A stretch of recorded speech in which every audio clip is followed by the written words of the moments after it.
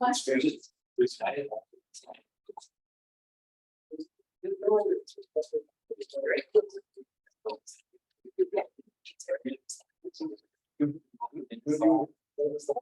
think we are ready to get started. All right, we're going to go ahead and get started for our very first Wolf Kickoff Committee. Just for everyone who's participating, we are recording this video via Zoom. My name is Jen Patterson. I'm with Deschutes County. Thank you all so much for coming out this evening, and thank you to our committee members for committing to being on the committee and being here and being participants here. We really appreciate that. I will be facilitating this meeting this evening and would like to start with a quick overview of the agenda, and then we'll go around the table with introductions and take a few minutes to get to know each other before we jump right into our administrative business. So tonight we're going to spend the first hour of this 2-hour meeting with administrative tasks, get the committee up and running. It'll include introductions, review and adoption of the committee charter, nominating a committee chair, brief legal overview that Dave Doyle will give us of public meetings, public officials, and a discussion of 2 additional committee members. We'll take a quick 10-minute break in between that, and then we're going to go into some presentation and informational sessions and Q&As. We're going to start with Aaron Bott he's a wolf biologist, Deschutes County with ODFW. He will give about a 20-minute presentation, and then we're expecting a local farmer, Ashante Samuels, to be here as well to talk about some personal experiences. And then we're going to open up to a Q&A. That Q&A is really going to be between the experts and presenters here and the committee members. It's a chance for the committee members to really engage our experts, ask any questions, go a little further into the committee or the background of wolves in the area. And then the last 10 minutes is going to be reserved for public comment. So we have members of the public who have joined us here. They are welcome to listen in during this first hour and 50 minutes, and then at the end, they'll have an opportunity to make a comment on record if they so choose. As a reminder, this is a public meeting. It will be recorded. And as I said, the public are invited to attend in person or Zoom, but we respectfully request any comments from the public be saved until the end of the meeting during the public comment period. With that, we'll begin with introductions. We're just going to do a quick introduction of the staff, and then what we'd really like is turn it over to you committee members to give an introduction, a little bit about your background, what brought you here, what your interests are, and then we can jump into the administrative part. So again, my name is Jen Patterson. I'm the Strategic Initiatives Manager for Deschutes County, and I will be the staff member who will kind of be doing the back behind the scenes to support you as committee members as we go. I'm Nick Lee, Deschutes County Administrator, and I'm here to help provide support for the first kickoff meeting, and I may or may not be at subsequent meetings, but Jen will really be a primary staff. It's nice to see everything. Dave Doyle, I'm the county attorney, and I'm here, as you can see on the agenda, to give you a quick little overview on public meetings, what you can expect. If you haven't been on a public meeting in your organization before, there's one or other that you might want to be. So we'll talk about that real quick and point you to the manual that I believe Jen's attached to the website. The committee has a website, and but I learned that the other day. Wow, we have a website. So anyway, there's a pretty good state of Oregon put out a manual. That's always a good resource as well. But I'll hit a few high points and answer any questions. Yeah. And before we turn it over to committee members, I just want to do a quick sound check. Those who are on Zoom, are you able to hear us? You will have to come off mute or raise a hand. Just let us know that you can hear us. I can hear you loud and clear. See, Emily is on there. Emily, can you hear us? Okay, great. Thank you, Jen. All right. Great. So before we have all the committee members, we'd just like to start with our Commissioner Chang, our Board of County Commission liaison to the committee. So to start with Commissioner Chang. So I'm one of 3 commissioners. I was the one who won the coin toss to be the commissioner representative on the committee. So I'll function both as a liaison to this group between you all and the board of commissioners. But I also, since there is a commissioner seat on the committee, I get to represent my perspectives and try to make things I hope to see happen. This spot too. Just want to thank all of you signing up for this and so to be a member of this committee.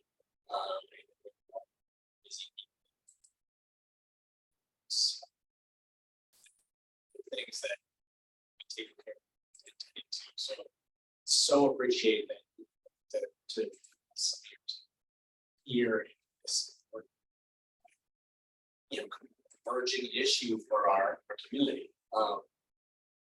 I really think that this committee, like, providing access to state and federal money to compensate stockholders for losses, and also to provide funds to invest in preventative practices is going to help our community tremendously with avoiding conflicts and, to the extent possible, promoting peaceful coexistence. So you all are the key to making that happen. Just again, express appreciation for serving in this role. That's basically it. Great. Now we'll turn over to the committee members to introduce yourself and maybe give anyone who wants to volunteer to start. Suppose I'm first in line if we're going around. Great. I'm Ethan O'Brien, I'm a local farmer, venture haying person. I run beef and sheep for meat production, and what kind of got me interested in not only wolves but just predation in general is having a number of my animals predated. That ranges from bald eagles, cougars. Haven't had any wolf attacks yet, but just very interested in kind of doing my part to kind of learn, number one, about wolves and predation, and what we can do as ranchers and farmers to kind of mitigate the risks, and then to help out other ranchers and farmers that have had attacks or predation go to them, kind of represent and share experiences. So that's me. I'm Johnny Leeson, and hate mostly, that's what I do. Some recreation stuff. Years, the past, and the wolves are in pretty close proximity when we pull some of our own stock, so we'll see it. So, that's my interest. That's what I do. I'm Sarah Lee Lawrence, and I have Lake Shadow Organics, and we have a full diet farm of organic feed strains and vegetables, and we've been living with wildlife for a long time, and just really wanting to be part of the conversation. New era of wolves and organ. I'm Donna Harris. I'm a retired veterinarian, so obviously I care a lot about and have passion for animals. And when I retired, that passion went into mostly predators. I'm interested in them scientifically and try to educate myself about them. I'm glad to hear people here that are farmers, ranchers, are willing to be educated about the different ways of non-deterrents that are lethal. I'm also a current member of the last couple of years for the Wolf Welcome Committee. We started before the wolves were here, they came, and now we want to try to coexist with them with the best means possible. Thank you, Donna. Thank you for everyone. Sorry, the little technical challenges with the zip. There we go. Okay. It's not my night for technology. I apologize. It does not want to go. That's fine.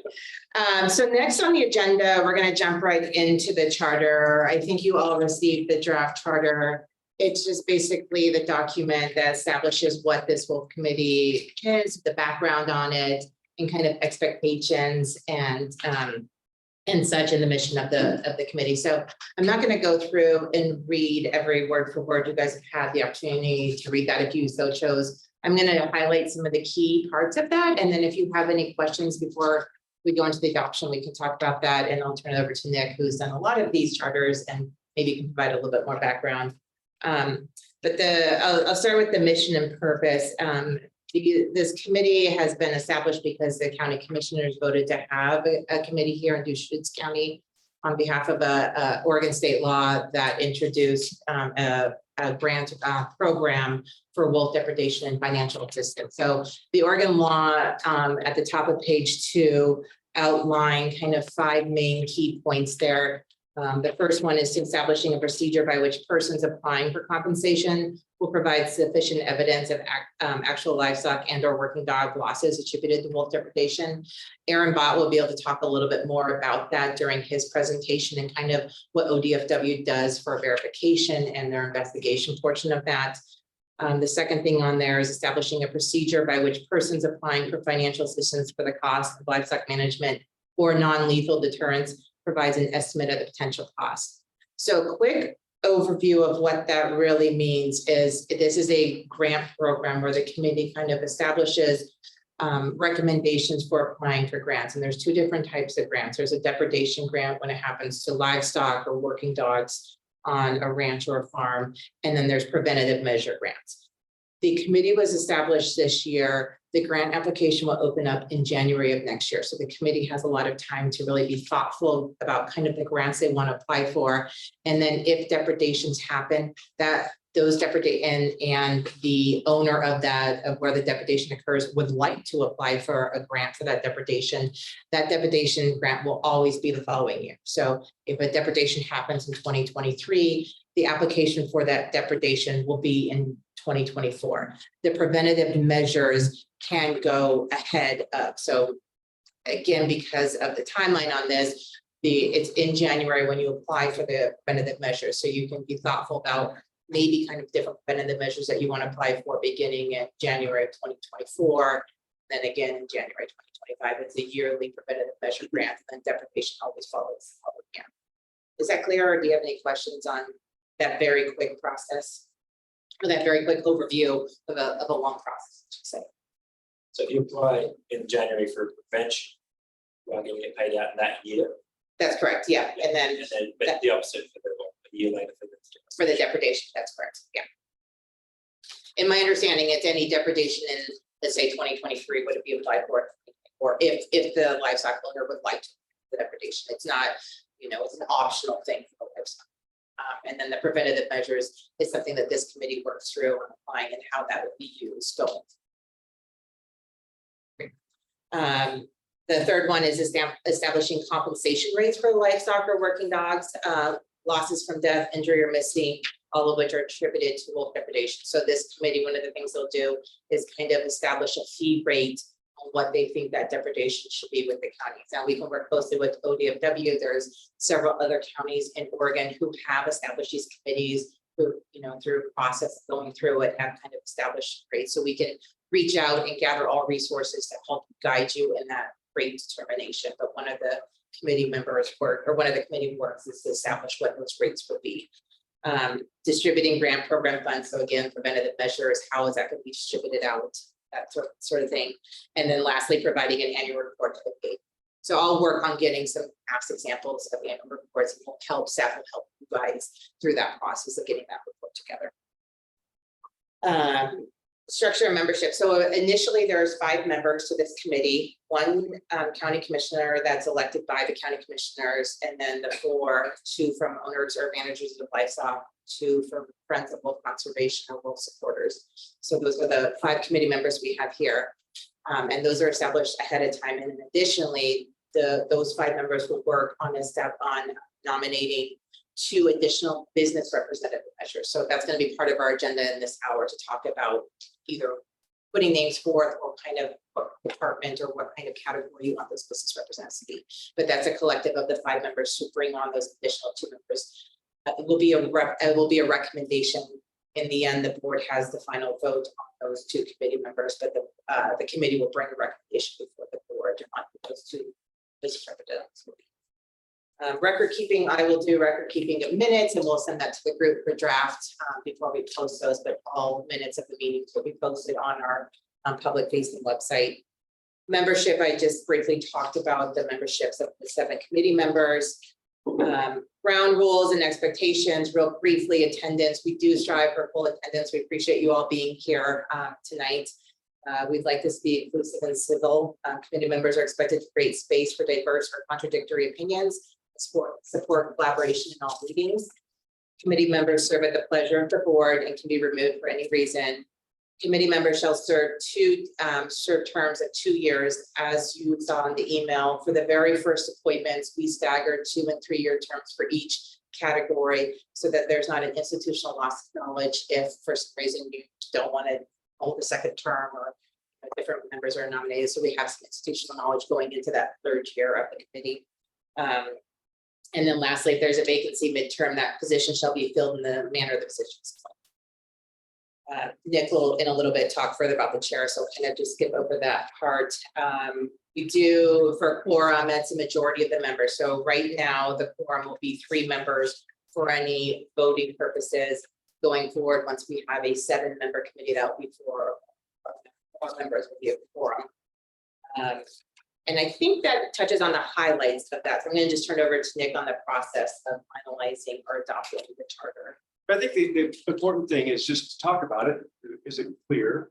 And when the committee is comfortable, I would suggest that there's a motion to adopt it in the second and then further discussion. But it's nice to formally acknowledge to adopt the charter so we're all operating under the same guidelines, principles, expectations.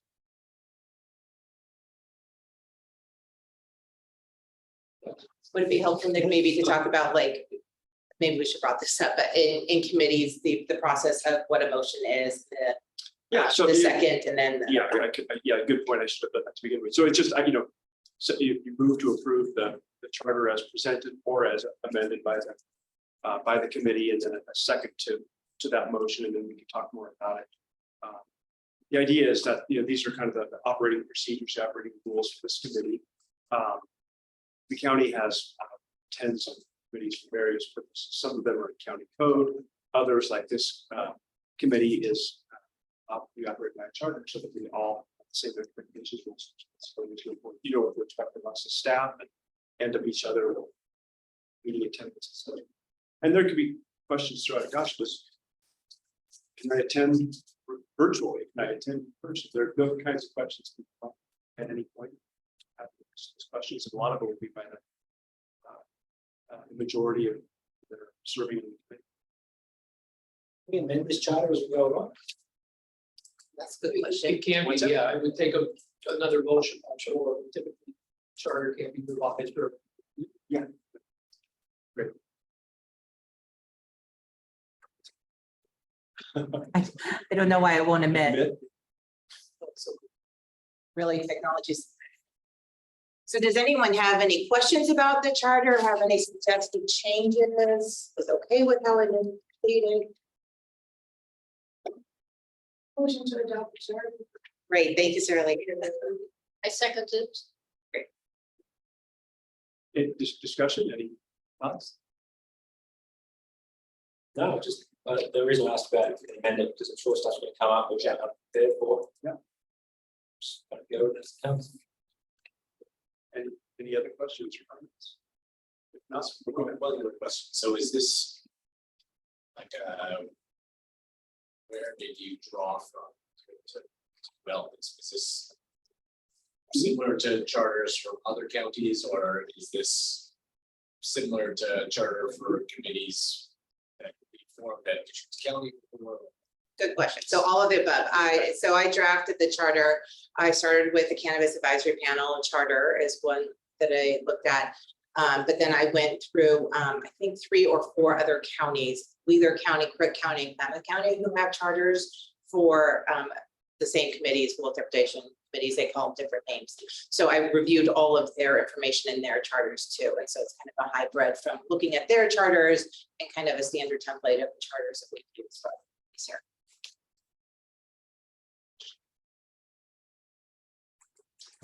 So all of those in favor, please say aye. Those opposed, nay. Passes unanimously, so the record Great. Put that in the record. could show that. Great.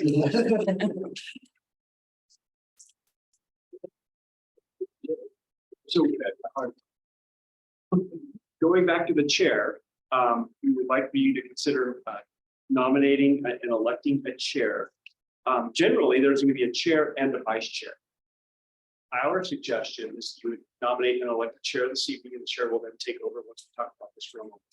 And that after you appoint the additional, it's 4 members, is that right? 5. 5 board members? Oh, no, sorry, 2 additional members. 2 additional members. Okay, once you have 2 additional members, at that point, consider voting on the vice chair, just so everybody has an opportunity. But we will start this evening. Some of my notes that I have used for various committees, commissions, et cetera, in the past, just so that you know what you're signing up for. If you're going to be chair, you would like to serve as chair. Just helpful notes. Conduct and run an orderly meeting in a fair and timely manner per the agenda. And we say in compliance with Robert's Rules of Order, but that was kind of what it was. There's a motion, there's a second, you discuss it. It's Robert's Rules of Order light. We don't, Thank you. yeah, we don't wear the white wigs and all that stuff, but we kind of try to follow it. Yeah, good. I like the color commentary. Yeah. Thank you. I appreciate that.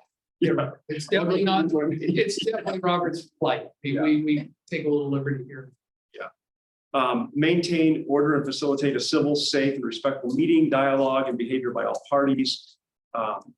You very well can be talking about some big topics, and so it's just the idea is if people are upset or diffusing hostility. It depends on what the nature of the issues are, but speakers, if they're interrupting each other, or they're avoid all personal attacks. If people start to ramble and start talking about issues that aren't relevant to the topic at hand, and then if people, and I don't know how big or small these committee meetings may be, but it's helpful to really discourage the clapping or cheering or things of that nature, just to distract from your meeting. And then just ideas to help keep your committee on track by managing the discussion of deliberations, ensure participation among all committee members. So if you hear a couple participating and somebody hasn't contributed, just as a chair, it's helpful to just check in to make sure that, gosh, did you want to say something? Not everybody's comfortable just jumping in and speaking. So as a chair, it's just helpful to, and by the way, whoever is like the chair, I'm having to share my notes with you here if you find them helpful or not. Elicit relevant comments. It can be testimony, but meaning that whatever the comments are, again, it should pertain to the matter at hand that you're discussing, grant, whatever it may be. Sometimes it's helpful as the chair to highlight or summarize important points that have been made after there's been a lot of good discussion. By the way, so this is kind of what we heard. Help to clarify misunderstandings, if any. One of them is to enforce time limits equally. And so this is important just because you've all signed up to be here for a couple of hours this evening. But if the discussion seems like it's going to go longer, as the chair can just be helpful to say, hey, look, looks like we're going to go a bit longer. Is everybody okay if we take an extra 15 minutes tonight just so that we can wrap this up, whatever the case may be. It's just being cognizant of the time. It's not, gosh, it's 8 o'clock. We haven't made the decision, but we've got to end on time. It's really going to be at the discretion of the chair and just coordinating fellow committee members. It just, if people are speaking a lot, just to make sure that the time is distributed either among committee members or the public equally among everybody. Try to, to the extent that you can, try to keep the separate between the gathering the information as you're thinking about something and then when you're actually deliberating. And we can help you with that as staff. Sometimes as we can discover with committees and commissions, et cetera, you can be presenting information and people can then all of a sudden be making a decision at the same time. It's helpful to say, hold on, let's get the facts first. And then once we understand and agree on the facts, then let's make a decision. Are we going to approve the grant? Are we going to approve how much the grant limits, things of that nature. So it's just helpful to, the official word we often use is evidence and deliberations, but it's really just information that you're gathering. Don't make decisions out of somebody's providing the information. In theory, it's good to avoid that if possible. And then if there's, just make sure that any motions like we just did with this charter, just make sure it's clear so everybody understands what you're actually voting on, if there's anything that needs clarity. And then if you have questions, seek guidance or advice from staff throughout the process. We're here to support the chair. And then we would go through the same information with whomever is elected vice chair so that somebody can't attend, which is certainly understandable, and the meetings just continue to run and operate smoothly. So with that, those are just some high-level suggestions for an effective chair for the meeting. So with that, I would just suggest that you we open it up for nominations, or Ian, you can self-nominate if you'd like to serve as chair. Can the chair change throughout? Good question. As it's in the charter, a chair is elected as for 1 year, and then the chair is for 2 years.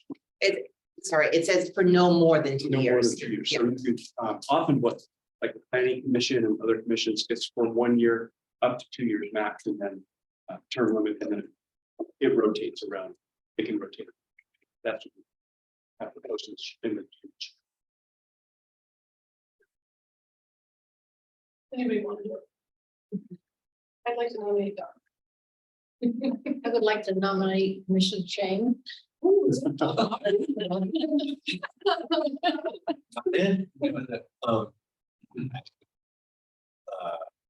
go back to how long the chair term lasts. I would be, I guess I would be happy to serve as the chair for a chunk of time until committee members actually get to know each other a little bit. Because it might feel awkward to nominate someone for. And then see if someone else on the committee is interested in serving as chair. So we could do that instead of kind of fixing it at a year. If you could absolutely nominate as an interim chair with the term to be determined, so it might be a month, it might be 4 months, who knows? The exciting action is going to start. So like how about I would be happy to serve as the chair of, like 6 months. Sure. What your turn? Yeah. That's a time. If that's gonna happen, ideally, you're gonna want, someone's gonna want to make a motion to appoint Commissioner Chang as the interim chair for a term running through December of 2023, and then you'll decide in January who's gonna be your new chair. That captured? Somebody likes that they say so moved. You don't have to remember it, say it again. Okay. Is there a second? Okay, perfect. Thank you. All those in favor, say aye. Nay. Good. So the motion carries. We have interim chair, Mr. Chang. It'll be It's fun in to the see. record. Yep. We add.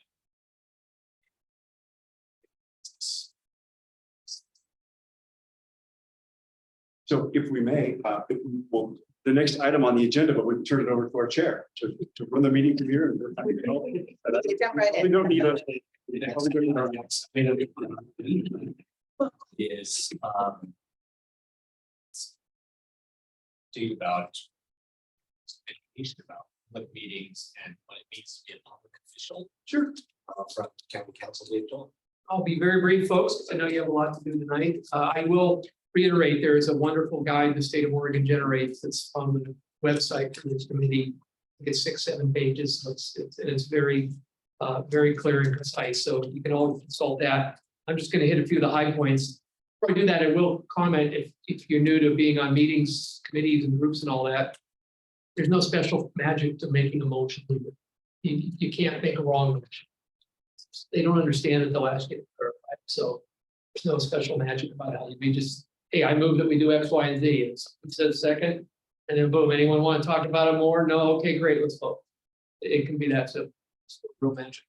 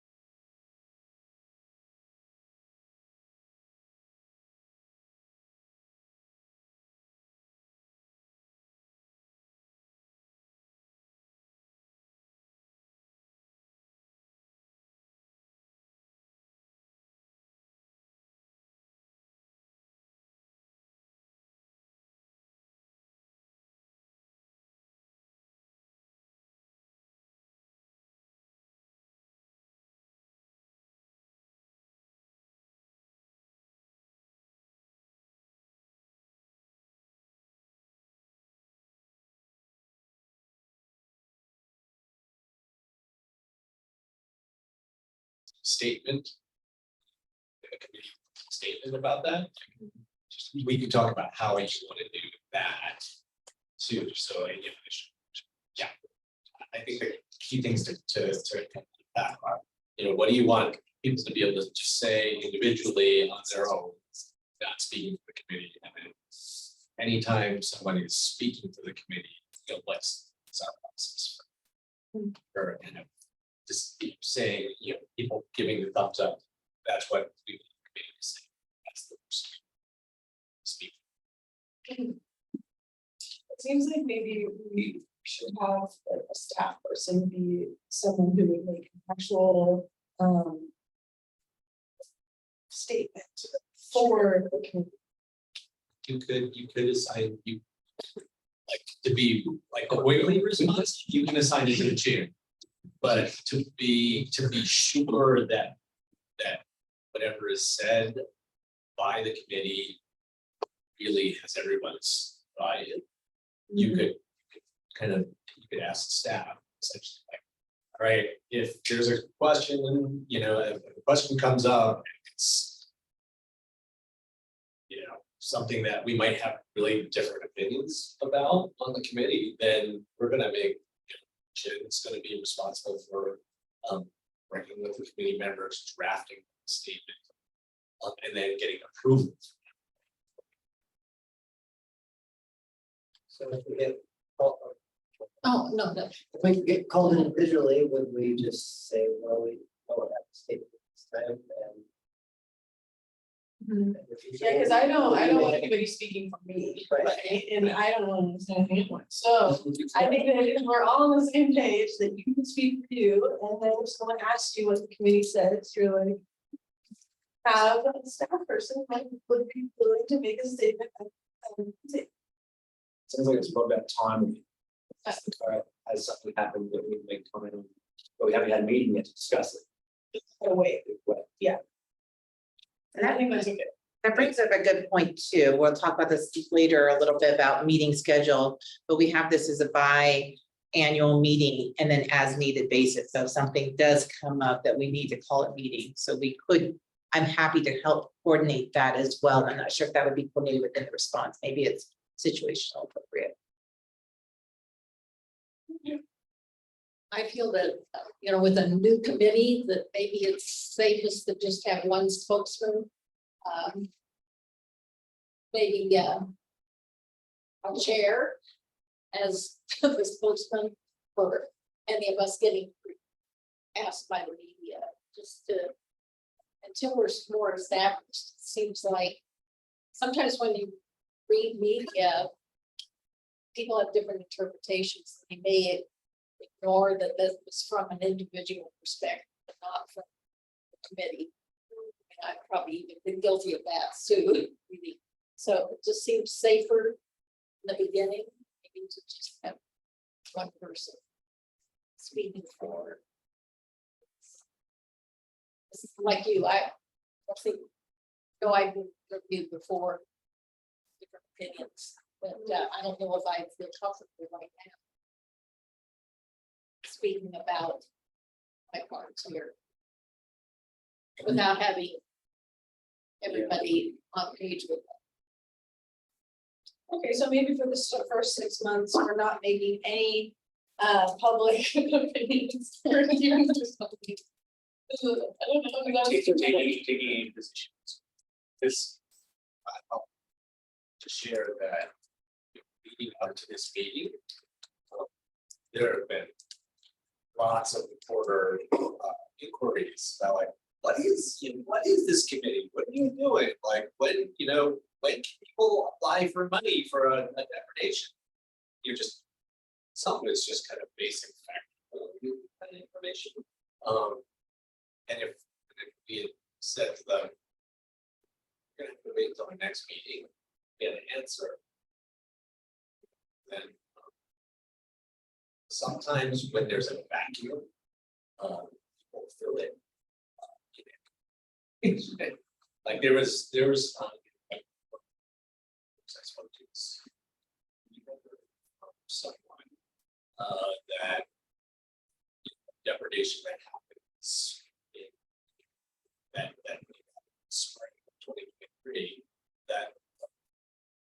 not eligible for compensation. Another, like, someone from the agricultural community said, oh, they're not gonna be able to get compensation. It's not true. I would hate to have, I would hate that this information and the only information in a vacuum.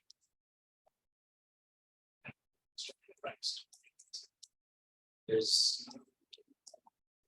So I mean, maybe we could parse out what's just basic facts about the way the program is gonna work. Jen could provide that information from, committee had to make a hard decision about X, Y, or Z. Like, that's the kind of supports the statement.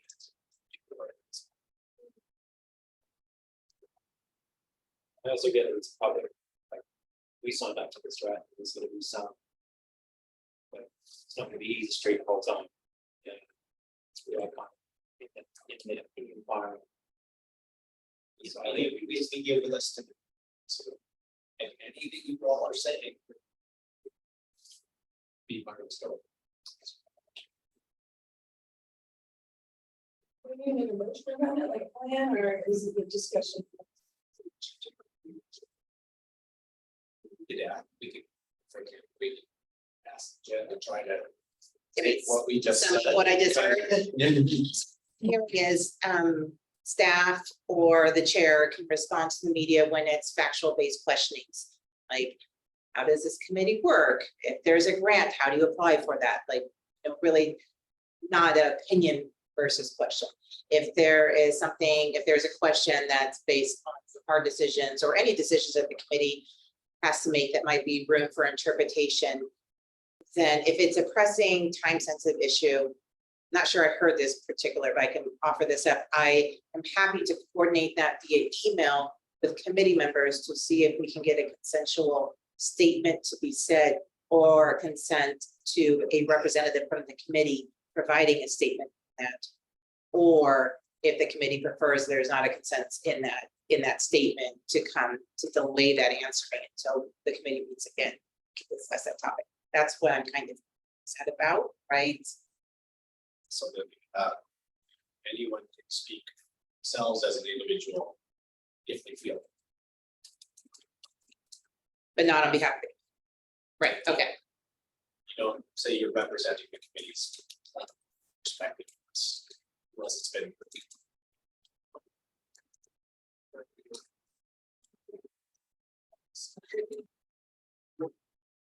Or did you? Yeah, be the keeper of our process.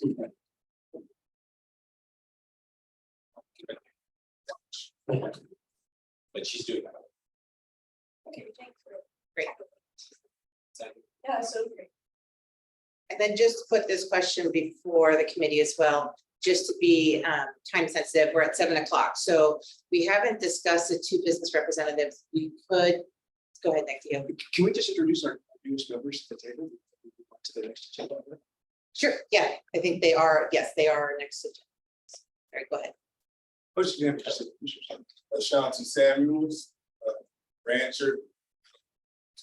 Sisters, and sisters, Boston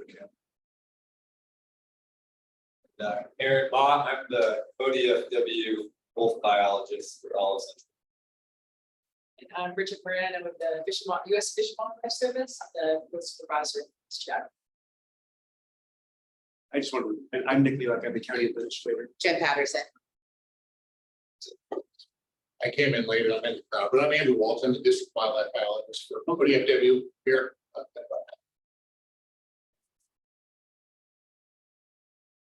And then I believe we also have Emily Widener on the phone with Bend Office for U.S. Fish. and Yes. Wildlife. And Garrett Sisson is here also with Fish and Wildlife Services. Great.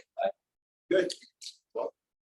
Just so nobody feels left out. I just want to introduce yourself as well. Jack Harper, Source Weekly. Commissioner Lindsay Jefferson. So Chair, we could delay the two business representatives conversation to the next meeting. Or if we have time at the end of this meeting, or go forward with that, I'll leave it up to you guys on what you. So what we had for the timeline is to jump into presentations with Aaron Bott and speaking with Shante and some other members in the room for the 7 to 7:50 hour. If it works for everyone here, I want to respect the time of our presenters and make sure we get into this meeting discussion. So maybe go ahead and jump to items 6, 7, and then hopefully we'll have time to start back up. So I think it's Aaron Bott up next. I have your presentation.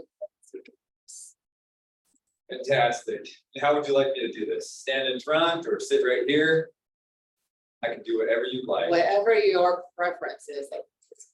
Or watching remotely, might like it if we were as close as possible to that mic. That. Or you want me to, even just sitting next to Donna would be closer. Okay. And can I just do a quick check for those on Zoom? Are you able to see the presentation screen? You should see a picture of a wolf.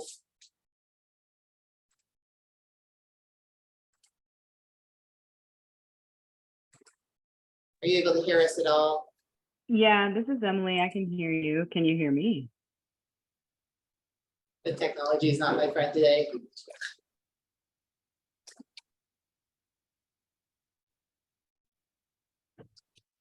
Bridget, can you just ask? Okay, great, thank you. We'll have Aaron go for the sake of timing, but we'll check in to make sure that the Zoom's working. Okay. Well, thanks everyone. Thanks for letting me come to tonight's meeting. As I already introduced myself, my name is Aaron, and I am the regional wolf biologist for the state of Oregon. And I cover all of Central Oregon, so about a third of the state, from the Blue Mountains to the Cascades, and occasionally we get a wolf that goes to the west side of the Cascades to go and deal with that as well. So it's a huge area, and fortunately, you guys aren't the only county that is dealing with wolves, and wolves coming into an area where they've been absent from the landscape for a long time. And I think that's important to remember because we should be talking to one another. Deschutes County should be talking to Eastern Oregon and to Grant County and Jefferson County and folks that are also beginning this process for the first time. We're not isolated, and there's a lot that we can learn from one another if we start to talk. To begin with, I'm going to talk about the species because wolves have a tremendous reputation. Unfortunately, a lot of their reputation is based off of myth or a misunderstanding at the very least. So if you'll bear with me just for a minute, I'm going to begin by talking about what the animal is and what we know about wolves in this particular part of Oregon and what we're doing as an agency, Oregon Department of Fish and Wildlife. And then we'll talk a little bit about the compensation grant program, and eventually get into what we could do to help producers mitigate conflicts wherever possible. I'm a very informal guy, so if you have questions, feel free to interrupt me. I know that we're going to have questions at the end too.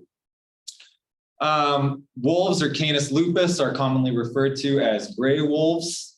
It's a bit of a misnomer, just like black bears are not all black. Not all gray wolves are gray. Canis lupus has the greatest distribution of any terrestrial animal on the planet except for humans, which is why they have such a tremendous reputation. They're what we call an holarctic species, so they can be found anywhere in the northern hemisphere. At least historically they could. We have them throughout the British Isles, throughout Scandinavia, through India, through Saudi Arabia, through Mongolia, Siberia, and of course into North America, Alaska, Canada, all of the contiguous United States, down through central Mexico. One of the misunderstandings that we have about wolves is that we have different kinds of wolves. Wolves were historically eradicated from the contiguous United States as a part of predator control efforts in the early 20th century. And then here in the American West, we reintroduced wolves in the mid-90s. Total of 66 wolves were live captured in Canada and brought into central Idaho National Park. Wolves from Idaho have been migrating westward into Oregon since 1999, which is when the first wolf showed up in Oregon, which was to be expected because they have a tremendous capability of wandering on the landscape, which is again one of their highlights as an animal. They can walk just about anywhere. In fact, that is, in my opinion, their defining characteristic. But because they can walk just about everywhere, they are what we refer to as a monophyletic clade, which is a really overly complicated way of saying that they all are pretty much the same species. So the wolves that we have here today are the same wolves that we have here historically. The average lifespan of a wolf is 2 to 5 years. They can live up to 12, but wolves die quickly. It's tough being a wolf because just about everything you go up against is trying to kill you. So if humans in parts of the world where they're hunted are not shooting and trapping wolves, then wolves are killing wolves. They're extremely aggressive towards one another. They're highly territorial, and they defend their territories to the death. And if it's not wolves and people killing wolves, then it's the prey that they're pursuing that kill them. All it takes is a deer kick to the head, crushed teeth, and you're out of luck. You're going to starve to death, or a broken leg, or crushed skull. So wolves have a pretty short lifespan, but again, they can live fairly long, like a big dog. They can live up to 12 years. The average wolf size that we have is about 100 pounds. Males are larger than females, so we can get up to 110 pounds, sometimes 120 pounds.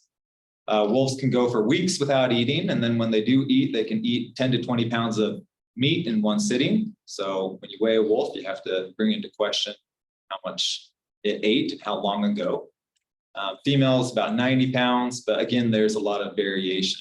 I live trapped a wolf this morning and it was 70 pounds. So kind of a big dog, German Shepherd-ish. And yeah, that's that as far as Canis lupus goes. We can go to the next slide. Wolves live in family groups that I think everyone is familiar with. We call them packs. What is often misunderstood is these packs, as I already said, are families. They're not mobs or gangs. Typically, they are a mother and a father. So a dominant breeding pair is what we as biologists refer to them as. And then they have several generations of offspring. So wolves typically do not reach sexual maturity until they're about 2 years old. So the pups will stay with their parents usually until they're sexually mature. And usually around 2 years or 3 years old, they start to disperse on the landscape. Like sending your kids off to college, they're going off to find boyfriends and girlfriends. Both sexes disperse. They can go a very great distance, in some cases thousands of miles, looking for a mate and for a territory. It's at this point in time that those 2 to 3 year olds can also get into trouble. Without the security of a pack, they might resort to killing livestock. That's not to say that only dispersers kill livestock, but that's something that happens, something to be aware of. Average wolf packs are about 6 individuals. Again, there's a lot of variation depending on the season and birth pulses.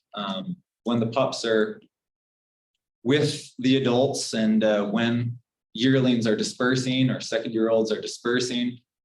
But packs can get quite a lot larger too. It's not impossible to have a pack of 12 or 15, but it is rare. Mostly we're looking at packs of around 6 members. And again, we define a pack as a breeding pair. Commonly, the public refer to the breeding pair as an alpha male and an alpha female. As biologists, we avoid that just because alpha is a personality descriptor. Not all breeders are alpha personalities. Wolves reproduce just once a year. It's in April when they whelp or give birth to a litter of pups. This is different from your domestic dog, which can reproduce twice a year. So April and then through the summer is a sensitive time for the wolves. Right now, the wolves that have reproduced are relocating their pups from a natal den to what we call a rendezvous site, kind of like a nursery where the pups hang out and the adults, not just the parents, but all adults in the pack will go out and hunt and then come back and regurgitate meat for the pups to consume. And in September, October, that's when the pack becomes fully mobile. They're on the move. Their home range can be huge, as I've already alluded to, but it's really, I even hesitated putting this bullet on here because it depends on resources available to wolves, right? If you are in the tundra of Canada or Alaska, and there's fewer prey, your home range is going to be enormous because you have to move around to catch prey. If you're in Yellowstone National Park, where there's a lot of biomass and it's all congregated together, your home range is going to be a lot smaller. But on average, we're looking at 100 to almost 250 square miles per pack. So really big areas. Therefore, you don't usually have wolves reaching high densities in small areas, again, because they're territorial, and they fight and kill one another. So in that respect, you could almost say that they're self-regulating to some degree. Now that's a bit about wolf biology and ecology, and I could go on and talk about all of the interesting factoids of this animal. But specifically in Deschutes County, we have a pair of wolves that we refer to as the Metolius pair. It is most likely a male and female, definitely a male. We have been documenting them in this area for the last just over 2 years. We have, as a state agency, deployed dozens of cameras all across Deschutes and Jefferson County. One of my responsibilities, as well as the responsibility of the U.S. Fish and Wildlife Service and ODFW as a whole, is to detect where wolves are on the landscape and where they're being persistent, right? I want to know how the species is moving on the landscape, how it's recovering as a species into some of its historical range. So we do this in many different ways, but we have spent a lot of time in the last 2 years, again, specifically monitoring 2 wolves in this part of the world. Not only has ODFW put out dozens of cameras, but again, Forest Service, who we collaborate with, U.S. Fish and Wildlife Service, as well as many private public citizens who have trail cameras out on the ground. They're contacting us and submitting us photos, and we go up and specifically I go out and verify where wolves are and where they are not. And this pair specifically, again, we've been watching for 2 years. We do not have a radio collar on them. It's on my honey-do list. So something that I try and do is I set out live traps for wolves, and then I radio collar them. And that, again, helps us to better understand their movements and their overall life history. And it can also be beneficial to producers to some degree, although there's kind of a caveat on relying too much on the dependability of collars being a save-all. That's been a mistake made in the past. Radio collars can malfunction, and again, wolves die quick. So sometimes you put in a lot of effort to collar a wolf, and then it dies 6 months later. And so it's not really a guarantee that it's going to be able to inform us where wolves are and where they're possibly getting into trouble. But it is a tool. These 2 wolves are both gray. They're pretty easy to identify. One of them, it looks like, is missing an eye. So I don't know its story, but it makes it detectable, easy to identify. Again, wolves vary in color from black to white, but these 2, this is one of them, is a pretty typical gray wolf. We monitor them all across private lands between Sisters and Lower Bridge, across the national grasslands, the River National Grasslands, and what again is a very impressive display of distribution on the landscape, because there's not a lot of, or if any, other wolves on the landscape in this particular area. These guys can move about without fear of getting beat up by a bigger pack, which is one of the reasons why we're confident that these are the only wolves in this area, is we're not seeing other wolves come in and beat these guys up, which would be expected. There was another group in the area. Now, this is our wolf situation at present, but with 2 wolves on the landscape in very favorable habitat, we can expect more wolves to come in the future. If nothing else, these guys will reproduce. We should see more wolves. Now, wolves do not inbreed. So generally, again, when their pups grow up to a certain age, they'll disperse, but we can also expect to see other wolves from other packs dispersing and coming into this area. So for the time being, we have detected 2 wolves that are currently in this area. That will change even as soon as tomorrow, possibly not for 2 years or 3 years. Last year, we did not detect any successful reproduction in this pair. They could have had pups, but if they did, none of them seem to have survived. So right now, we don't know if they have pups or not. If they don't have pups, it could be because of some kind of physiological barriers, a biological problem. They're not capable of reproducing, but then again, they could have pups. We just don't know about it yet. But we will be able to tell as soon as the fall comes along and they become more mobile, the pups become mobile. So this famous pair, again, is what we're referring to as the Metolius pair. We can go to the next slide.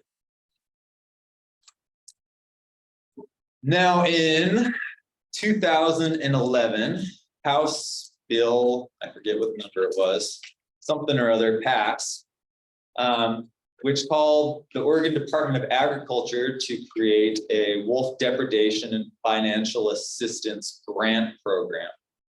And I want to stress right now that while ODFW manages wildlife and monitors wildlife, this compensation program is the Oregon Department of Agriculture's program. So I can give you an insight as to how it works, how it runs, but if you have official questions, all I can do is tell you what I know to the best of my understanding. Those are the people that you need to contact for specific questions.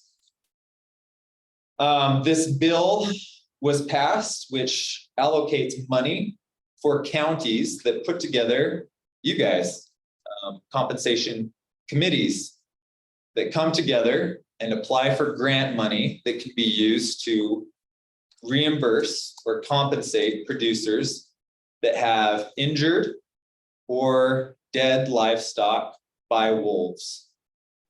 This has to be confirmed by an ODFW biologist, and that falls under the responsibility in this neck of the woods to Andrew's team, my shoulder here. So, but not me, no. The reason for that is simply because I have a huge area to cover, and Andrew and his teams work more intimately with the producers, so it makes more sense since he's the one who's talking with them and meeting with them on a regular basis to build that network.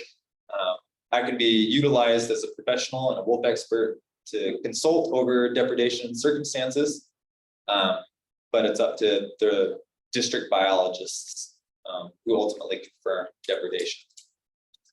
This is important to also understand because if other members of the public or law enforcement officials want to participate and come along, they can, but it's written into the bill that it has to be an ODFW biologist that confirms the depredation. And it has to be confirmed depredation, and we'll get into that, or probable depredation, and I'll get more into that in just a second. Something else that this grant allows for is financial assistance for implementing livestock management and non-lethal wolf deterrent techniques, which I am a huge advocate of, and I will shamelessly pitch that it is better to be proactive than reactive when it comes to wolves on the landscape. I also will say, tongue in cheek, that these non-lethal wolf deterrence and livestock protection techniques work on other predators, not just on wolves. So if you decide as a producer to implement them, even if you don't have wolves on the landscape, you're probably going to see fewer livestock lost to coyotes, to bears, and to cougars. But it takes a little bit of cash and a little bit of patience to transition into operating differently. And that's again why we're here. That's why this grant was created, to help facilitate change, to help people make that transition as seamlessly as possible. There's also compensation for livestock or working dogs that are missing due to wolves. And I forgot to mention working dogs under that first bullet point, compensation for working dogs injured or killed by wolves as well. That's not pet dogs per se, that's working dogs on the ground. But yes, compensation for livestock and working dogs that are missing due to wolves. That could be complicated. Yeah, go ahead. Sorry, I didn't mean to interrupt you. For the working dogs, do you guys have a definition, or does ODA? They might have something, but it's pretty loose, and really it's going to boil down to the county. You guys defining what a working dog is. That's really part of your responsibility. Yeah. The missing livestock and working dog thing is, again, a little bit challenging. Typically how that works, I'm going to waste a little bit of hot air on this just because I think this requires a little bit of an explanation. Is if as a producer, you typically have a loss of, let's say, 3% of your livestock prior to having wolves on the landscape, or in what's we refer to as an aqua, an area of known wolf activity. And then suddenly the next year you're up to 4% or 5%. And it's because you have documented wolves killing your livestock, and yet you're not confirming or finding all of the livestock that is suddenly missing. It's at that point that you take into consideration, well, perhaps I have lost 1% more than average or than usual in my past operations history, and we can take that into consideration and presume that it's wolves, right? The last bullet point is this grant also compensates counties to cover allowable expenses for committees. So up to, I think, 90%, double check on that. The cost of you folks getting together and printing paper is the grant will help cover that cost, which is like $20 or whatever it's going to amount to over the course of this year. All right, next bullet point, or next slide, excuse me. Quickly going into how we determine livestock depredation. This is challenging, right? Livestock, as any producer will tell you, are susceptible to dying from various causes, from birthing complications to disease, to other predators on the landscape, to lightning strikes. It's just part of the business, right? So animals die, and what our responsibility is to determine whether or not wolves are culpable for that death.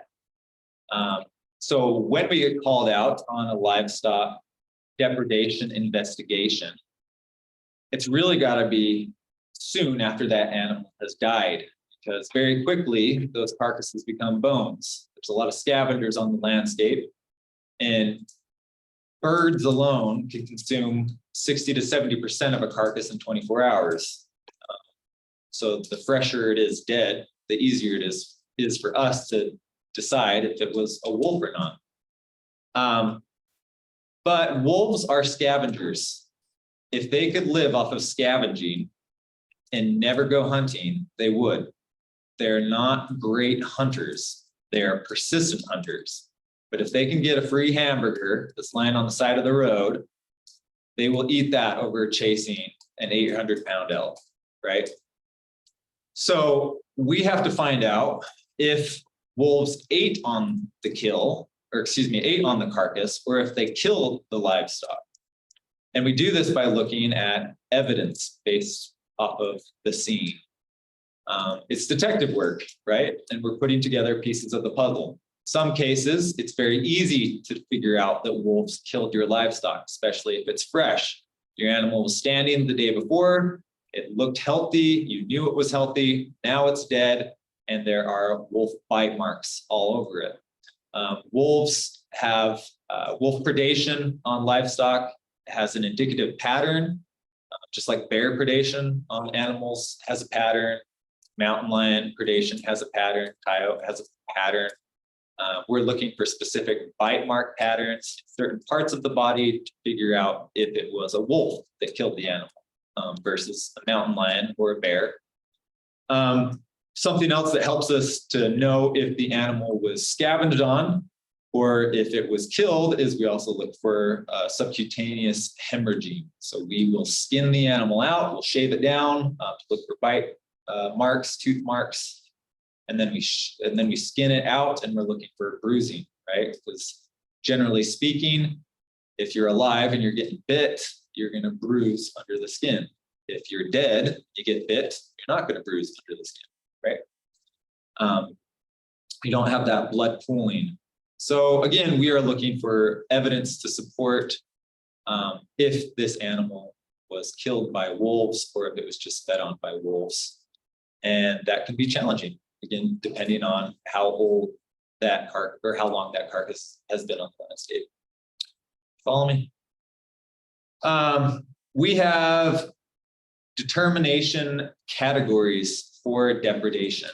This is what all depredation investigations ultimately boil down to, these 4 bullet points that we classify depredations as. 1, confirmed, where it's very obvious that a wolf was involved in killing that livestock.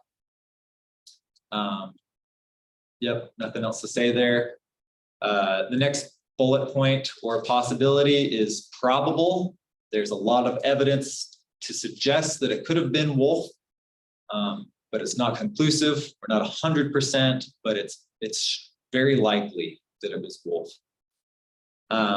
After that, we get into possible and unknown, which I don't like the wording on this. I think it's a little bit confusing, but we look at it as it possibly was a wolf, but the evidence isn't strong enough for us to say it probably was a wolf, and or it's unknown.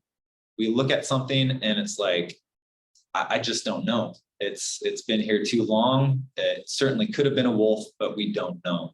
The evidence just isn't there to support a determination. And then finally, there's other, which is this obviously was not a wolf that killed your livestock. It was a bear, it was a mountain lion, it was something else. For someone to be compensated, you have to have confirmed or probable. It has to be the designation, right? So you don't get compensated for possible / unknowns. You don't get compensated for others. I think that's all there is to say about that. Protection strategies. Now, again, I just hit hard on what we do as far as investigation goes, but I think that progressive, proactive measures for coexisting with wolves and protecting your livestock ought to be seriously considered. And in fact, at least 30% of the money that is allocated through the grant has to be spent towards non-lethal livestock protection efforts. There are a lot of people across the world that have been living with wolves and ranching for thousands of years. This is new in this part of the world to this generation. We're relearning it, and change can be hard. But I think it's very important for us to realize that with wolves having such a tremendous distribution, there are people in Europe and in Asia and in parts of North America that have ranched with wolves for a very long time. And there are tools that work. And we know what those tools are, but sometimes people don't have the time, the bandwidth, or the money to implement those tools. The first thing that we strongly recommend is the removal of attractants or carcasses. Again, I already mentioned that livestock dies. It just happens sometimes. And producers generally will try and congregate dead animals to what we call bone pits. They're just dump sites for livestock that didn't make it, right? And then coyotes come and scavenge off of it. They decay and go back into the earth.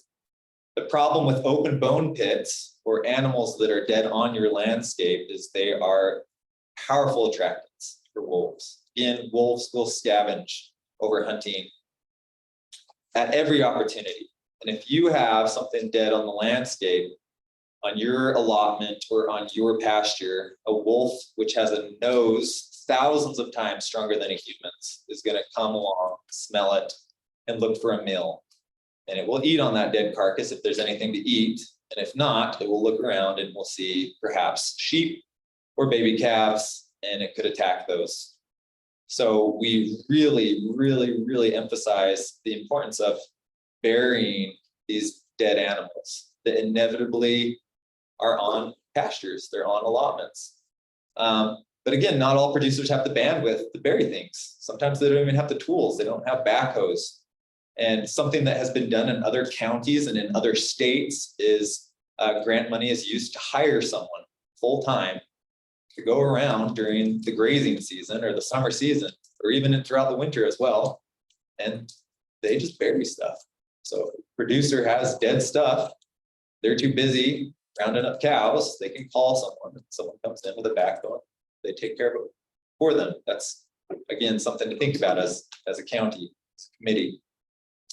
Range riders, cowboys, herders, human presence on the landscape does a lot to deter depredation.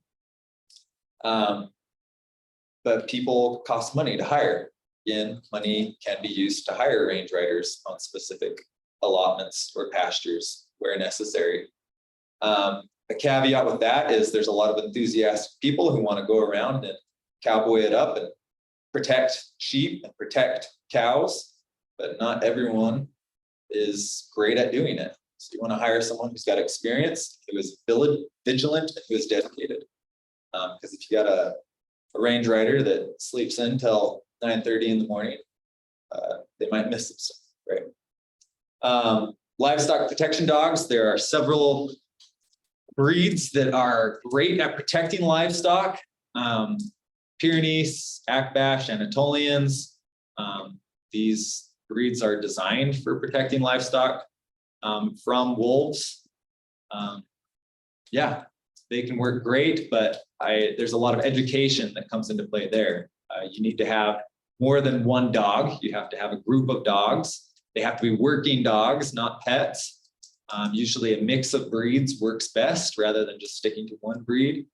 And again, big dogs cost money and feeding them costs money. Then there's husbandry adjustments. Sometimes we've just been doing things for so long that we have a hard time thinking outside the box. We need to realize that if wolves are frequenting a certain area, maybe we need to change our grazing allotment. Maybe we need to try different pastures. Maybe we need to night feed our cattle, just Herculean in of itself, right? Asking people to feed their cattle at night when wolves are more active and apt to prey upon livestock. But keeping your cattle alert at night has shown to decrease depredation. Then there's fladry and fencing. Fladry is a much laughed at tool, which is a shame because it's probably, after herding, our oldest tool. It's been used for thousands of years. It's essentially a string of flags that scare wolves and, if spaced appropriately, coyotes from pastures, sensitive pastures. It's like football flags hanging off of a string dangling around your cows. We typically use what we call turbo fladry, so it's electrified. It's essentially a scarecrow. Put it around a pasture. Maximum size is 40 acres. So if you've got a large operation, it's probably not going to work. It also, like a scarecrow, only works temporarily, 2 months to 3 months, 60 to 90 days, but you can use it year after year. You just have to maintain it. And then it works really well. We can talk more about that. Yeah, go ahead. You say it only works for 2 or 3 months. Mean that it wears out, or No, wolves get desensitized? exactly. Wolves, But then the next year they're. yeah, it's kind of like, again, it's like a scarecrower putting out a one of those plastic great horned owls, you know, to scare away woodpeckers. So if you move around your great horned owl and it becomes irregular, then that eliminates the possibility of habituation to it. So using Flattery works. Even we use this at Tull's operation. He's got too big of an operation to use it for all of his livestock. But if you've got calves that are newborns, you can use it during your lambing season or your calving season around those most sensitive animals until they're big enough and strong enough for them to go into a different pasture, right? Wolves generally aren't bringing down your big, mature livestock, your big cows and your bulls. They're going after the more vulnerable livestock, your calves, your yearlings, the smaller animals, generally. And then fencing works too, and it doesn't take much of a fence to actually keep your livestock safe. There's a big study that just came out of Minnesota. I think it was like a 4 to 5 foot tall fence. Wolves wouldn't jump it. So we can look more into that, and I can verify the data on that. But again, fencing sometimes is all it takes. Again, if you got a smaller operation and you're scared, just throw up a fence. Might be the best course of action. And then we have alarm systems as well. And alarm systems can work really well. It's flashing strobe lights. They detect motion. In some cases, they'll detect wolves that are radio collared. And they go ballistic, and it scares away the wolves. It seems to be great. Now, this is my last remark because I've already taken up too much time. But every operation is different. There's no such thing as a silver bullet. If there was, my life would be a lot easier. But everyone has a different style. Everyone has different topography. Everyone has different animals. And it's really important to realize that there is a big basket of tools that we can use, that we can delve into, but it takes learning, it takes dedication. You have to commit, like, for a really corny metaphor, it's like exercising to get in shape, right? You don't just go to the gym once and you're fit. You have to constantly do it, and you have to be dedicated in order to see results. And that's exactly what it boils down to when it comes to coexisting with wolves. And with that, I'll conclude.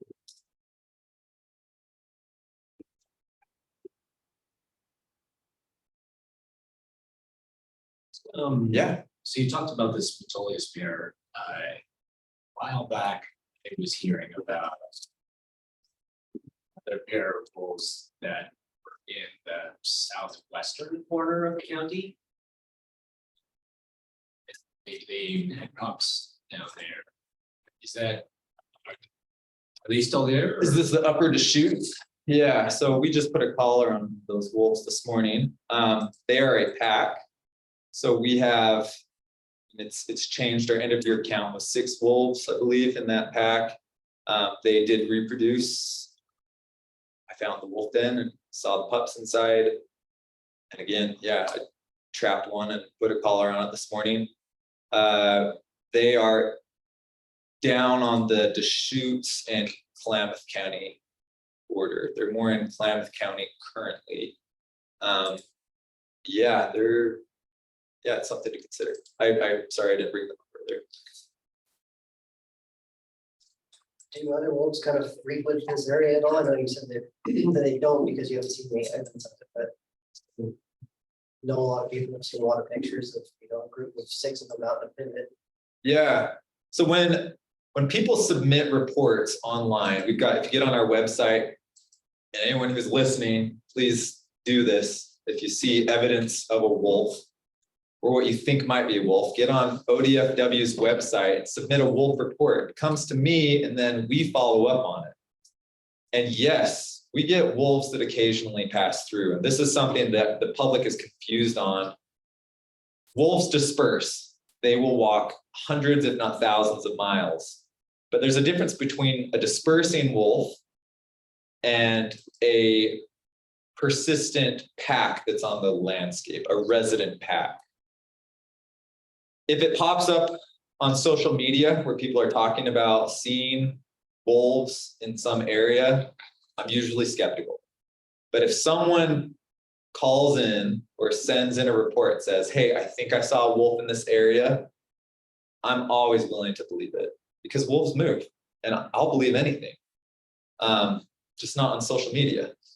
So yeah, I get a lot of reports that come into me that are definitely coyotes. I get a lot of coyote photos. But that being said, it would not surprise me if there are other wolves that occasionally come through. However, we are not consistently documenting a resident group in this area yet, aside from the upper Deschutes, which is again on the Klamath County, Deschutes County border, and the Metolius pair up on the Jefferson and Deschutes County borders. Is there any, like on the Warm Springs reservations that we're talking about? Yes, there are two that are frequenting, and I work with the tribe up there. I'm the one who traps them and collars them.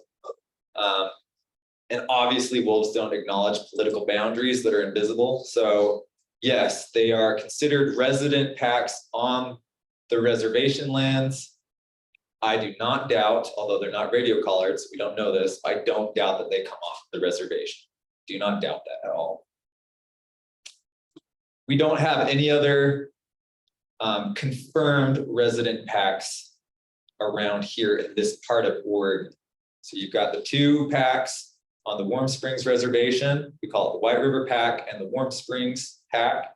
You've got the Metolius pair. You've got the upper Deschutes wolves. Then you get down south into the Indigo Pack, and that's further south. Are there wolves that we're not detecting? Yes, I'm sure of it. How many of them are actually residential packs, established packs? I don't know yet, but it's something that I hope to find out. At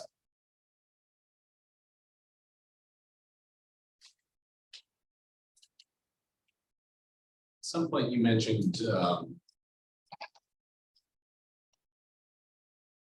night feeding, because it's better for animals to be awake at night. Is there more to know about that? I mean, so is that kind of the key time of day when most depredations happen? Yeah. Seasons, like, is it seasonal? Yes, there are seasons to higher rates of depredation. And I should have said this as well, and I'll begin with this. Wolves are dogs. Wolves were the first animal we domesticated, right? So if you have a dog or if you've been around dogs, you know a good part of wolf biology and behavior already. When a wolf starts to kill livestock, that's bad behavior, and it's getting reinforced with a reward. You do not want your wolf to be eating on livestock and you don't do anything about it. That wolf needs to learn that eating livestock is not okay. We didn't talk about hazing, but over here in this part of Oregon, wolves are still protected by the Endangered Species Act list. You cannot harm wolves in any way. In case you're slow, death or killing falls under harming. So you can't harm or kill wolves in this part of Oregon. But you can haze them non-aggressively. If you see wolves chasing your cows or eating on one of your cows, you can run after it, chase after it on horseback, cuss, yell, chase it, get it away from your livestock as quickly as possible. If you see wolves wandering around on your property where you've got calves or lambs, get them away, chase them down. Wolves are not likely to attack you. And I think it's very unfortunate that people are curious and they're concerned that they're going to get into trouble if they find wolves eating a dead cow. Even if the wolves didn't kill your dead cow, they just let the wolves eat it, and that wolf is therefore getting a reward, and you need to break that habit quick. Now, to go into your question, there are seasonal pulses where depredation can happen more frequently or is more likely to occur. Usually it's around calving seasons, right? So some people calve in the spring, some in the fall, some in the spring and fall. So it's really important to be mindful of those sensitive times of the year. That's when you should be really focusing your livestock protection efforts. Wolves are not nocturnal, but they are more active at night, especially in the summer, because it's hot. Wolves are what we call crepuscular, which means they're active in the wee hours of the morning. We're talking like 4, 5, 6, 7, 8 o'clock in the morning. And then again in the evening, we're talking, 6, 7, 8, 9, 10. So yeah, early, late. But could a wolf kill a cow or a sheep at 1 o'clock in the morning or 2 o'clock in the morning? Yeah, it's possible. Just real quick to interject, just keep an eye on the timer at 7:45. And I do believe Ashante may have something to provide to the conversation. I don't want to force a conversation, but we did want to give you an opportunity to speak if you didn't.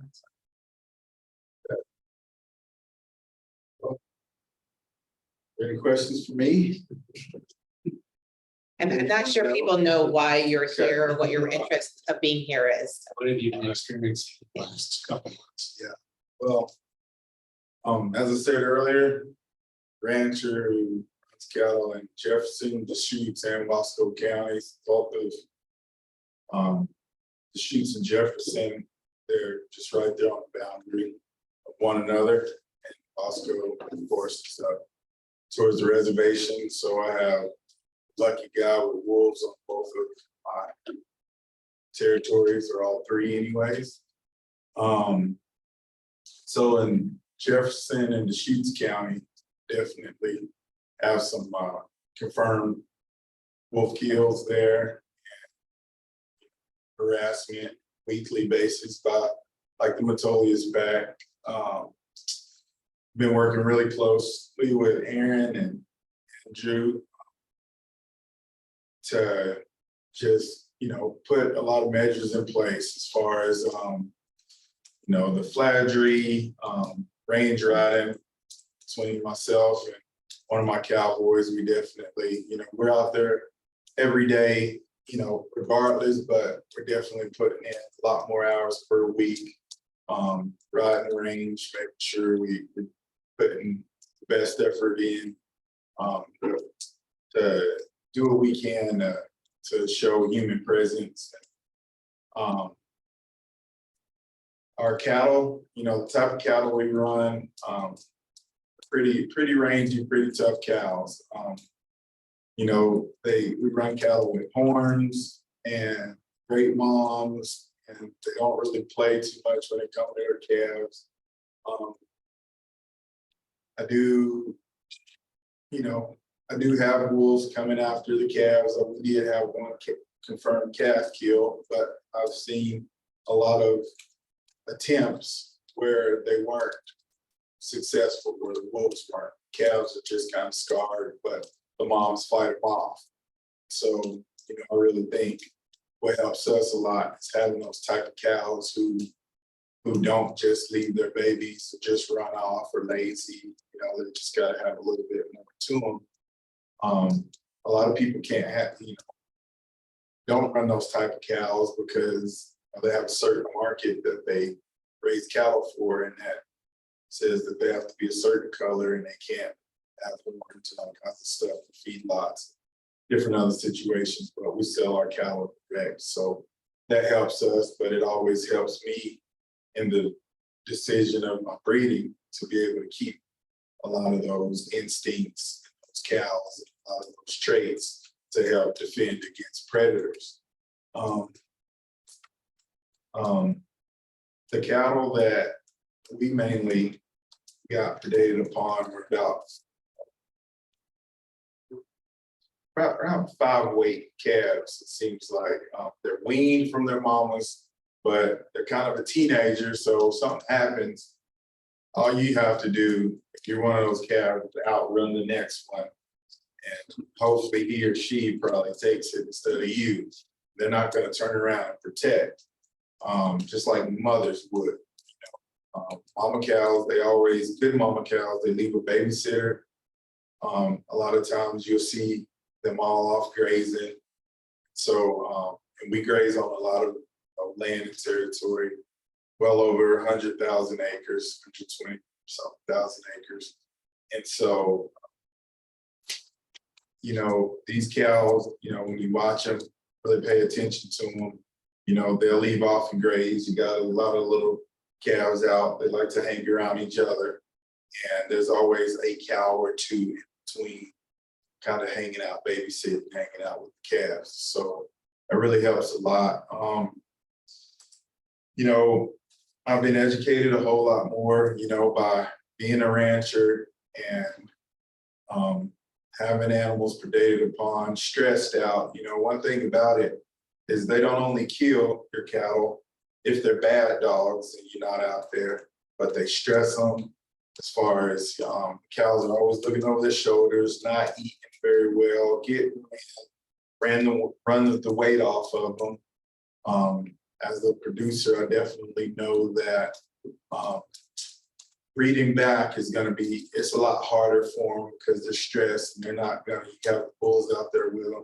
So, you know, conception rate, things like that go down. And, you know, there's a lot of things and a lot of reasons why, you know, why staying on top of this is very important. And as a rancher and cowboy and steward of the land, you know, I love every bit of wildlife that there is. I love, you know, all the grazers, all the deer, all the, you know, all the mammals, you know, definitely even love wolves, coyotes. I think they're cool. I mean, but as long as they're doing the right thing. They're dogs, just like Aaron say. If I let my dogs as puppies, I got pretty rowdy dogs. And if I don't teach them not to kill the chickens and not to do stuff, they're just gonna find something to do. But my dogs don't do that because I show them at an early age. So I understand that being out and sharing the landscape with wolves is gonna take persistence, and it, you know, we have to spend more hours, you know, per month or something if we have an animal that dies on the backhoe, and more hours on horseback, and more time helping guys, which are great.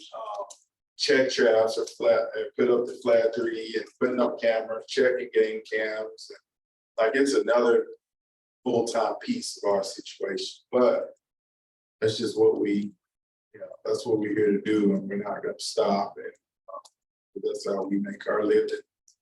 And but you know, I really admire the work that these guys do, ODFW and the biologists.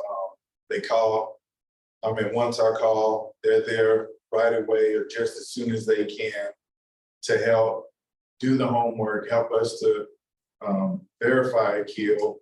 And you get to watch them do all their magic. You know, at first you might think like, what are they doing? What is this? Yeah, I know a wolf killed it. So like what? Like blah, blah, blah. But you gotta let them do their job, because I've got to see what they do. And it taught me a whole lot about the whole situation. So working with these guys, it's been a breeze, you know, definitely. It's hard watching your animals change, you know, when you used to be able to ride through them with horses and dogs, but now, you know, the cows chase my dogs, are mad, or, you know, anything around, or they're in disarray. But, you know, it'll change once we continue to keep the boots on the ground. And we spent personally probably $25,000 this year on extra measures, as far as like there's a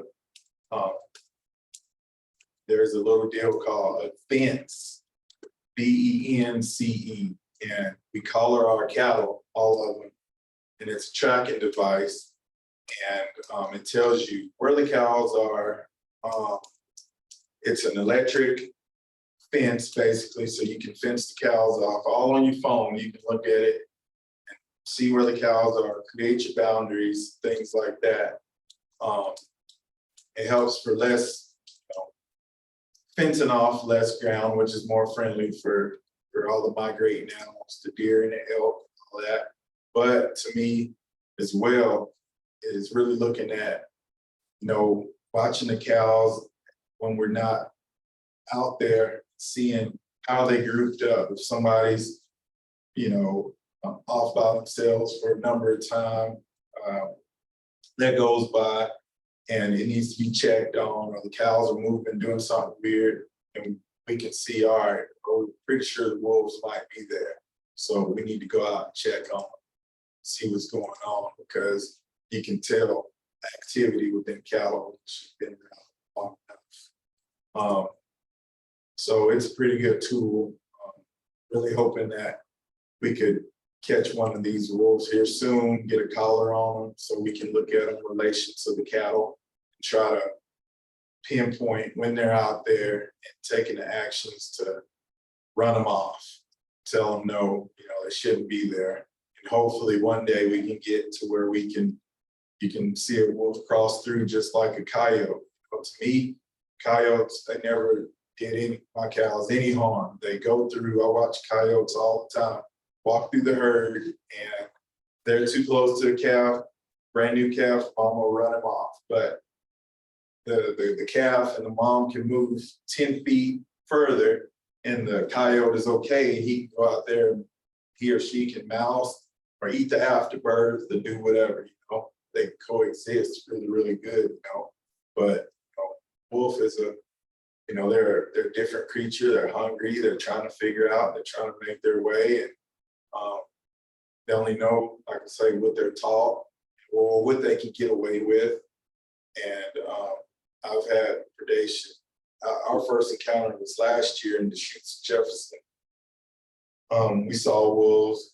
We saw sign, and cows were distraught, so we knew they were chased around, but we didn't know what. Then we rode up, one of my cowboys rode up and saw the wolves actually chasing around the cattle. Then this year, around February, March was the first time we saw a few kills. And I was like, boy, these coyotes are starting to get bad. And I can't believe they finally took something down. That's like, we need to do something about that. And it worked. It wasn't the coyotes' turn out. We saw the wolves there a few times, got them on camera, all the stuff.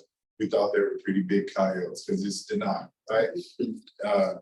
But after we figured it out, working with Aaron and Andrew and these guys, man, they really helped us a bunch. But I had to show as a rancher, got to help ourselves too. I haven't got any outside livestock dogs other than the dogs I have. It's just help out on the landscape with wolves. But definitely looking into it. But I think every rancher, anybody who cares, you got to show you care, not just trying to get money just because, not worry about it or lose sleep if it ain't you necessarily, a little bit, but not blow it out of proportion. Work with the people who know and listen and learn. Everybody really got a lot of opinions about stuff, but they won't listen and sit back and learn before they go out and talk about it, do. So that's what I had to do, sure, and all good, and just gonna keep working at it until we get it. Feel like working with these two different, which are all in the same, entities. We're really gonna get after it and figure out something it's gonna work. So that's it. They're definitely running up against me. Sorry, I haven't done a great job ratcheting down on the schedule, but Shanti's here. I mean, it'd be a shame to let me ask you questions. So hopefully y'all can stay for 10 minutes extra. Shanti, do you have, obviously a lot of this is on public land allotments in the area.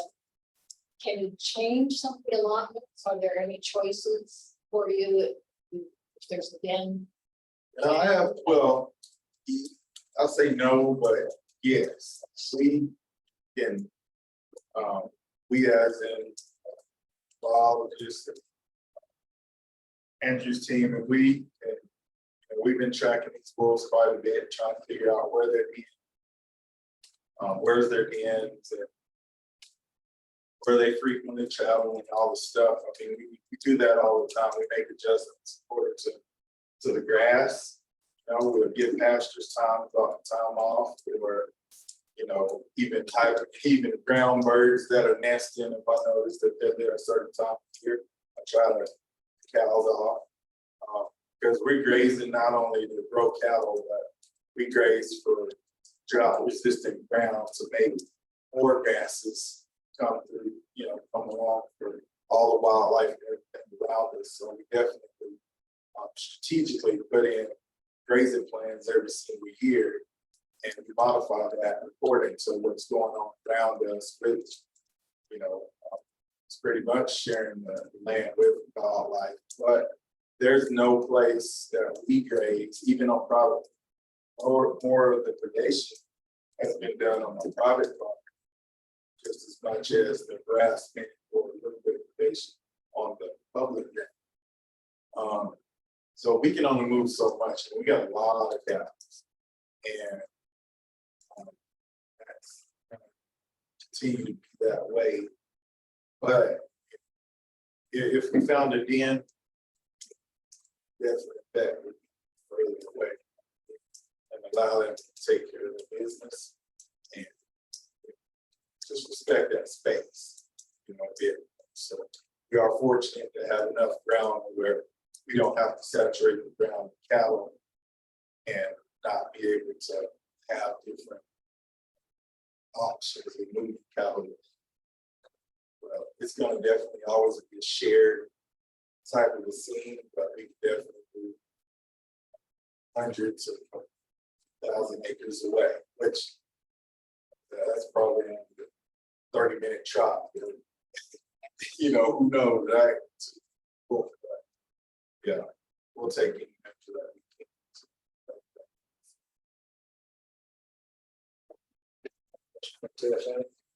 With your basically kind of on the front line, sound of things, now Shoots County and our kind of range, I suppose.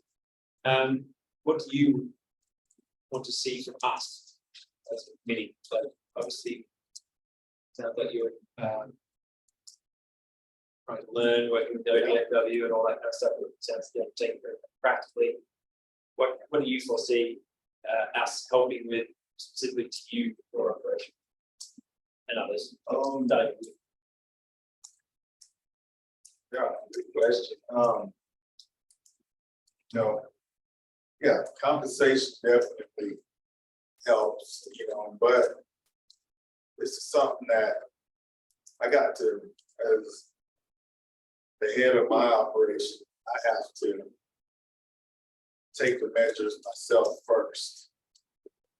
You know, with the guidance of, you know, the outside sources there that really help me to get through the day to day. You know, if you all can just, I'd say, educate yourselves, listen to, ask questions, you know, to find out more about wolves, to make sure, you know, hear like why it's important to us as far as to have some kind of conversation while we put in the work. Some people aren't going to put in the work. Some actually just want to sit there and get money for something and not help what's going on. So, you know, even the evaluation of who want funding, why they want funding, what measures have they put in place? You know, because I think in order to help this problem, you know, it's going to be something where everybody got to really put in for effort. So the funds would be used the correct way. So, you know, we really know as far as concerns of why ranchers going, yeah, just because something got killed, yeah, for sure. Compensation for that animal, plus the mom that raised that animal, that you know, fed her too, and now she didn't get to produce. Now she has an advantage over all the rest of the cattle to breed back soon. And that gives that puts the whole herd off beat as far as giving somebody advantage or disadvantage to a degree. The stress factor of cattle, you know, all the things that, so that money is important for those reasons, but I think just the togetherness, you know what I mean? Working with Jefferson County and other counties, really setting in, seeing what measures been put into place that really works, doesn't work, all that. I think that's gonna be really important. But you guys are, it's the first meeting, so that's the first big major step, and I applaud you all, and I really thank you all for being here for us as all of us from beyond this room. So I just really give you guys a bunch of thanks.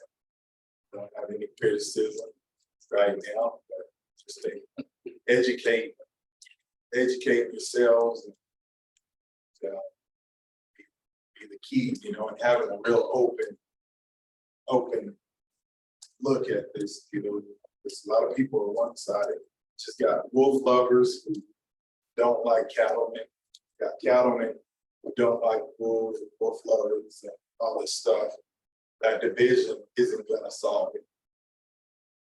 So we're gonna have to be together no matter what, because we're here on this earth, on this land.